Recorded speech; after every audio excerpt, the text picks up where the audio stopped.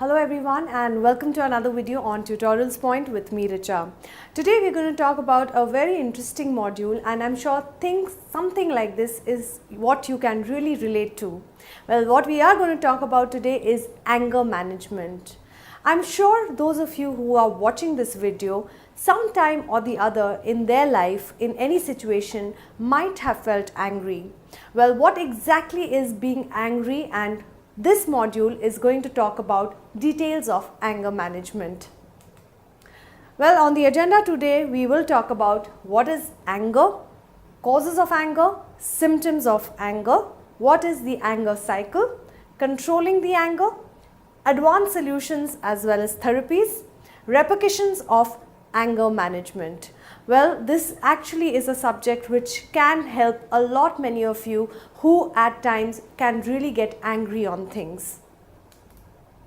Well, what is anger management? It is something like a psychotherapeutic program of anger prevention and control. So if you are somebody who really gets angry and at times loses your cool very quickly and fast, which means that you need to undergo something which is known as a anger management program, which is nothing but a therapeutic kind of a program which helps you to reduce your anger and become a more calmer and a more poised person.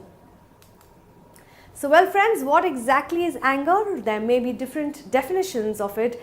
I have something which is very simple for you here. Anger is a strong feeling of aggravation or irritation towards or about something. You might experience a real feeling of irritation and frustration on somebody or on something which can really put you in the wrong direction. So anger is that feeling where you really want to lash out to people because of the fact that you're so angry and upset with them. Well friends, what causes anger? There may be many reasons which cause anger, and these causes are different from individual to individual. Hence, let's take a look. You might feel angry when you are threatened or attacked. Any kind of threat, whether it's emotional, physical or financial threat, can lead you to becoming angry on a particular person or on a particular object. Frustrated or powerless, when you feel you don't have any power or any control over a situation, that is when you can also lose your cool and become very angry. Also, you can become angry when you feel like you're being treated in a very unfair or in a biased manner, is when you can also get angry. Well friends, I'm sure you have experienced the symptoms of anger. So what happens to an individual when they are feeling angry? Well, you will notice certain symptoms like clenched jaw or fist, wherein you can see the person becoming angry because they have a clenched jaw. There is a definite increase in the heart rate. Your heart starts pumping really loudly and you can literally feel your heart coming out of your body.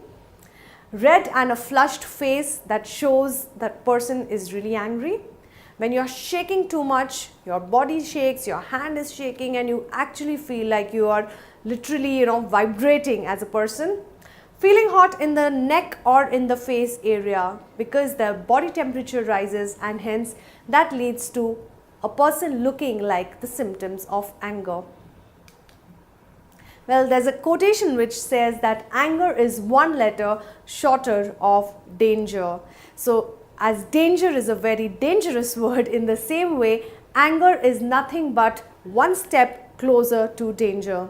So hence it becomes very important not to get into the danger zone, but to make sure that you are in your calm and composed zone so that you don't get into an angry mode.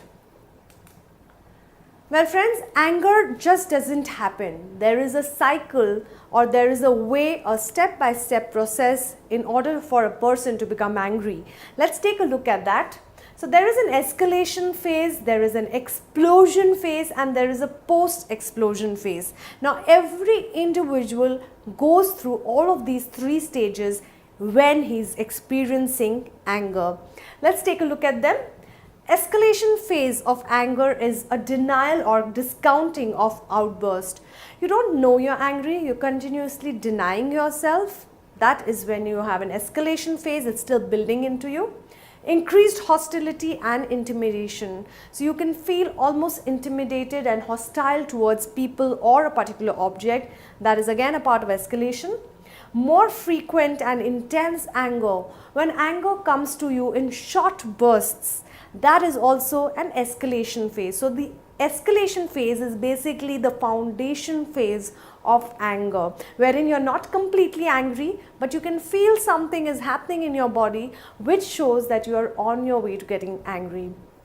The explosion phase is the second phase, which is basically the stage where you are exploding with anger. So definitely there will be physical and verbal aggression. You might be shouting at people. You may literally raise your hands and physically abuse people, and that is a part of explosion phase.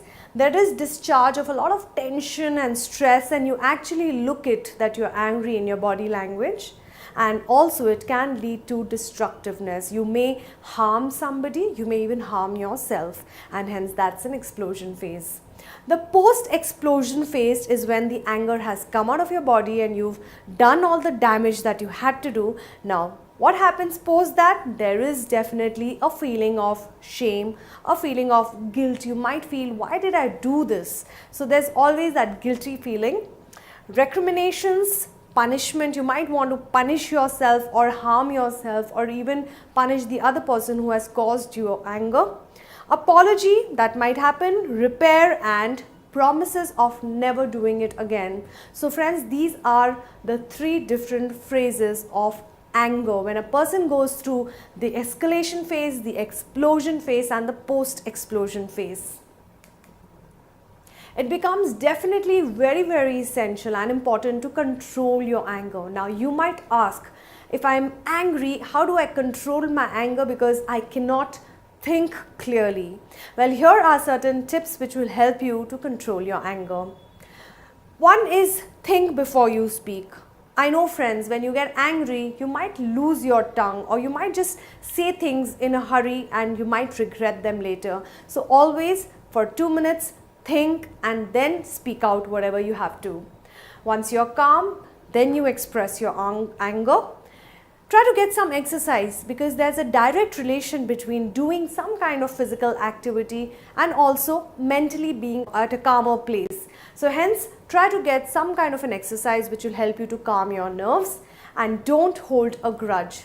Well, people do things out of an anger, and it's always important not to hold grudges against people. Forgive and forget and move on in life. If somebody has harmed you or done something wrong to them, to you, rather just bless that person and move on in your life. Don't hold on to these grudges.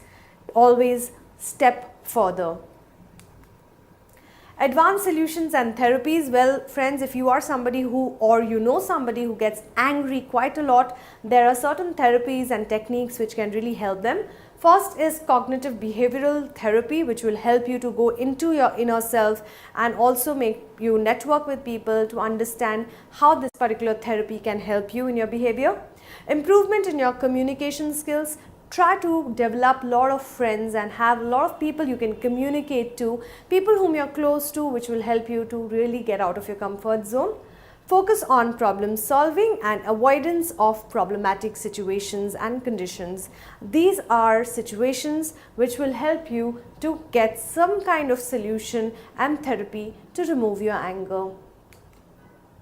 Well, repercussions of anger management. As we mentioned sometime before, anger can really ruin you, and hence it becomes important to let go of this anger because there can be serious repercussions. For example, anger hurts your physical health. Your physical health is very important as much as your mental health, and hence anger can really hurt you there. Anger destroys relationship, whether it's relationships at home or relationships in your professional career. If you are somebody who gets angry, it can destroy relationships. Anger can make you lose your focus because you are not able to think clearly, you're not able to take decisions, you're not able to solve problems, and hence anger can actually not make you focus.